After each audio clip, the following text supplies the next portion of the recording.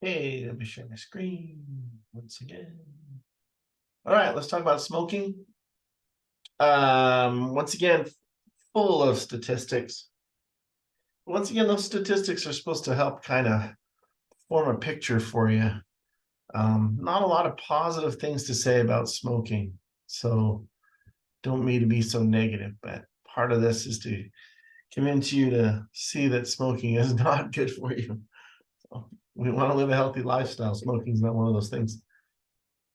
All right, jump right into it. All right, so I've updated the statistics. Some of them are the same old statistics, but we're looking at about 28.3 million Americans are smoking. That's adults 18 and older. The statistics for youth under 18, obviously a little less, but a growing population. You would advertise to youth too if most of your smokers were dying. So worldwide, it's also an issue. So you had about 7 million deaths per year. And if that keeps up, that trend keeps up, it's going to jump to about 8 million by 2030. That's quite a big jump if you think about it. And we're halfway through 2023, so we're looking at what, 6.5 years. So we hit 2030. Did I do my math right? That's a ton of people. So we're looking at about 1 in 5 deaths are smoking related in the US. And the bottom statistic is the one I mentioned before. We're looking, or referenced before, we're looking at about 2,500 kids under the age of 18 that are trying their first certificate. That's a lot. Quite a few of those will become regular daily smokers into their adulthood. The little graphic on the right is just a quick hint at this isn't just a people problem. This is also an environmental issue too. For something that does so much harm to the population, we are spending a lot of our natural resources and contributing to some really poor environmental problems by producing cigarettes. So, and that includes growing it and the water we use for that, the amount of chemicals it takes to cure it, the energy it requires to produce it and transport it. And then of course there's the effect on humans in the smoking phase, and then of course then disposing of it. I don't know how many of you have ever walked around to City City and seen all the cigarette butts on the floor. So it's on the ground. It's quite a process. So it's also a big environmental impact for something that doesn't do us any good at all. We're looking at advertising. They're spent almost 8 billion a year in 2019. That's gone down a little bit since 2018. I haven't found any new statistics on that. It'd be interesting to see where that is hovering now. A lot of that is because of the new way that we're distributing nicotine. So we've gone away from there's still cigarettes, but now we're looking at vaping and other forms. Manufacturers spent about $500 million or a little more on smokeless tobacco advertising. That includes vaping and chewing and those other things. So that's also a bit of a decrease. It's the fourth largest tobacco. The United States is the fourth largest producing country behind China, India, Brazil. So we're not the only ones producing this stuff. It cost about 600 billion in 2018. I look for new statistics on that. I haven't found it yet, not this detailed anyway. So we're sticking with the 2018 statistics. It's about 240 billion in healthcare. Now, if you go with inflation and all that, just cost of, just regular inflation, it's probably more, obviously. But the point is this: it's cost us a great deal of money, right? And in either healthcare or lost productivity because of illness or death, because of cigarette smoke. It's a heavy lift. So not good stuff. Once again, there's a huge economic cost for it as well. Different forms, as you can see here. What I haven't mentioned in here is vaping. We'll get to that later. I have a little video for you. Lots of different ways to introduce tobacco into the body. All of them pretty bad. We're looking at about 4,700 different chemicals for people who inhale it. We're talking about either direct, which is usually through a filter, or secondhand. We'll look at that as well. That can also cause a problem. It's the delivery of all of the different chemicals within the smoke, nicotine being the driving one that's causing a ton of problems for our health. But once again, there's tar, there's I can't imagine, there's cyanide is actually in there. So there's a whole bunch of different chemicals, 4,700 of them. It'd take you all week just to list them. Here's some of the side effects of nicotine. It is a stimulant of the CNS, central nervous system, and because it's that, it'll increase your heart rate, all kinds. You can read it just as well as I can read it. So there's just a ton of things that it does to the body. Now, artificial stimulation of any sort isn't great for us, especially with nicotine, and it's obvious because of all of the disease that comes from it. So remember, the smoke is bad enough, but the nicotine is one of the chemicals that is really causing the health problems. So keep that in mind. So even when we can go smokeless now, it's still a problem because of the nicotine. That's just one of many, but it's still one of the main problems. So watch this video. Once again, you'll have to download the set in order to probably see it. It may be in the embedded videos. Sometimes it opens down in there. If not, you can text, email me. It's available on YouTube if you search around for it as well. Cigarette. So this statistic is still there. It's in the cdc.gov. 80-90% of cancer deaths in men and women, lung cancer. It's the leading cause of cancer in the U.S. And the leading cause of that cancer is cigarette smoking. It does take quite a bit of time, although it depends on the individual. So if you're pretty healthy, or you've got a good set of lungs, 10 to 30 years. So if you've already got a bad set of lungs and you've got other compounding diseases, comorbidity is what we call it, then it may take you less. So it really does depend on how much you smoke, when you started, and how deeply you inhale it. So now that's cigarette smoke. If we talk about other tobaccos like chew tobaccos and other things, it causes other problems like lip, tongue, kidney, and bladder, larynx cancer. So once again, no matter how you put it in you, you're going to have a side effect. It's probably not one you want. Bronchitis, emphysema. This one's pretty personal to me. My grandfather died from emphysema. It was terrible to watch him go.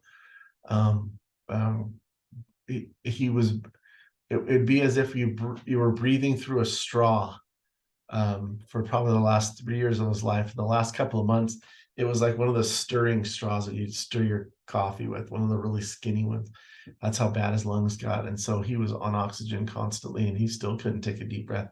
It was really a miserable way to see him go. He picked up smoking just before he went off to World War II, and then became a heavy smoker during the war, and it carried on. So it's a terrible way to go. This is pictures of mouth cancer at the top, and jaw cancer or mouth throat cancer on the bottom there. So I know they're gross pictures. I put them in there just for a little bit of an effect. They were carryover from the slide set that was created probably 10 years ago. I kept the pictures because they're just nasty, and I think it gives us a visual of just how bad this can get. And once again, these are from smoking, but they can also be from chewing tobacco. The good news is that once you quit, you can recover pretty quickly. And some of the statistics say by half within the 15 years. My dad used to be a smoker, and he quit, and within 10 years, his lungs were right back to, fine, normal. So if he was one of the lucky ones. So, but the sooner you quit, the better. So, once again, there's other things that can happen too. Impotence is another one. You're 2 times more long. Males are 2 times more likely to be impotent if they smoke. Gum disease is 3 times more common than non-smokers. And smokers are more likely to use medications, and those medications are less effective. When I worked at the hospital and we worked with orthopedic patients, the doctors were adamant that their patients did not smoke when they were trying to recover from their orthopedic surgeries, just because it took so long for them to heal. And a lot of times the complications caused them to reject the prosthetic or whatever the surgeon did, especially if it was a prosthetic like a new knee or a new hip. So it was really important that those who had those surgeries done, at least in my world when I was working with orthopedic patients, they had to quit smoking or at least try to quit while they were healing. And the ones that didn't do very well started smoking. I mean, because they started smoking, they didn't do well. So it's nicotine, once again, it affects the metabolism and healing process.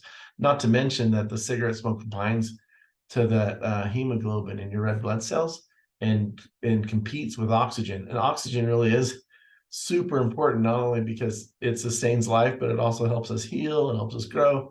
All of those things that make us healthy and strong. I kind of referred to this before with mainstream smoke. That's smoke that's exhaled by a smoker. And then you have side stream smoke. That's the smoke that is burning off of the cigarette. Either one of those can combine to be a secondhand smoking, which is really, really dangerous for the people around you. This is why there's so many laws passed now for smoking in public places because of the health impact on people who have no desire to smoke and yet are around people who are smoking.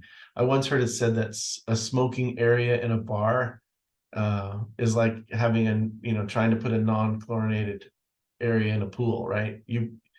The smoke gets everywhere. It doesn't matter where they're smoking, so they banned it altogether. There's very few places. I think I was I was at a convention that was in a casino, and the casino allowed it here in Arizona. It was a tribal one, so I don't know if that's a thing, but so I guess there's some places still, but not many.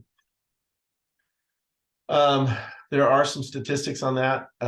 So once again, smoking through a filter, right? You're getting 4,700 chemicals. Side stream or mainstream smoking, where it's burning out the cigarette or somebody exhales it. Now we're talking about 7,000 different dangerous chemicals that come from it, especially the side stream where it's burning off of the cigarette. Secondhand smoke, in some cases, has a higher incident of disease because of the lack of filter. So same idea, right? So involuntary smokers have lung cancer and heart disease just like everybody else.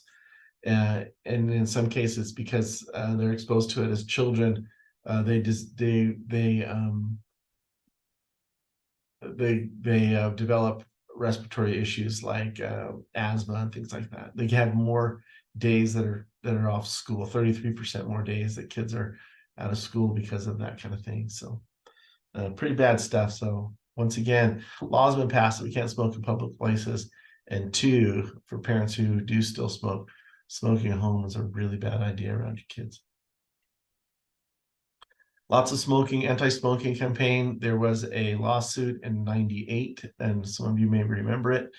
It's over now. It was $206 billion that they had to pay out over 25 years, and it's done. So who knows what's going to be next? There's a lot of states that depend on that money, and now they don't have it. So we'll see. We'll see what's next. What the next big lawsuit will be, but it didn't slow the tobacco company down anymore. They just diverted the cost to the people smoking. I can remember my dad once saying, if cigarettes ever got over $2 a pack, he'd quit. Well, I think he quit when they were about $2.25, and now they're like $8 or $9. So it's pretty expensive. It's pretty difficult to quit. A third of smokers try to quit annually, and 90% fail. That's how addictive this is. You have to break the addiction to the nicotine. That's one of the things.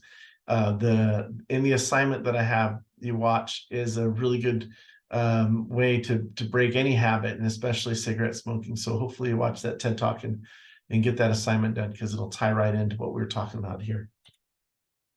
Lots of ways to quit. There's and to wean off the nicotine. There's patches, there's gums. I've seen nasal sprays. There's all kinds of stuff out there. I had a patient in the hospital years and years and years ago who had a nicotine patch. and his cravings were so bad, he pulled the patch off his arm and chewed on it. So I guess nicotine can be pretty bad.